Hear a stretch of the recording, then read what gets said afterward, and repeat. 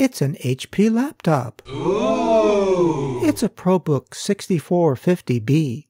I bought this several years ago when I had a little money from someone who needed a little money. Please excuse the weird formatting of this video. I had to reset my camera and accidentally set the picture size to the wrong format. Such is life in a small YouTube channel.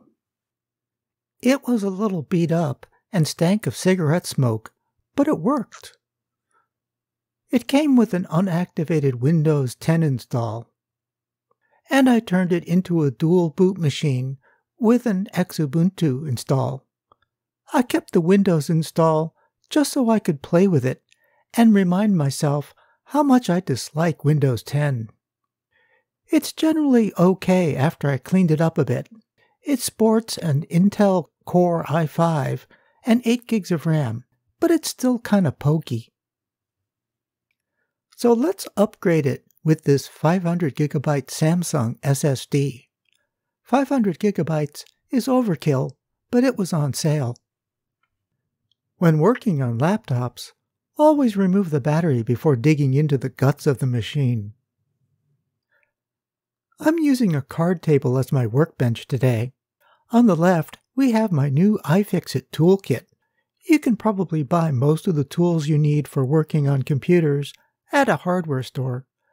But the iFixit is just so handy and everything is all together. It's not sponsored, I just use it. I've also got alcohol for cleaning, a flashlight for seeing in those really dark places, and thermal paste for the CPU.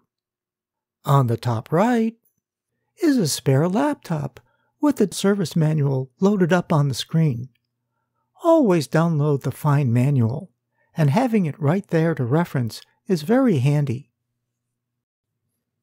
And boy howdy did those instructions come in handy. Removing the keyboard was tricky, and getting at the CPU to replace the dried out thermal paste took patience.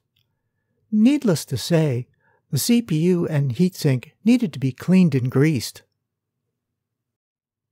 Compared to re-greasing the CPU, pulling out the old disk drive was easy.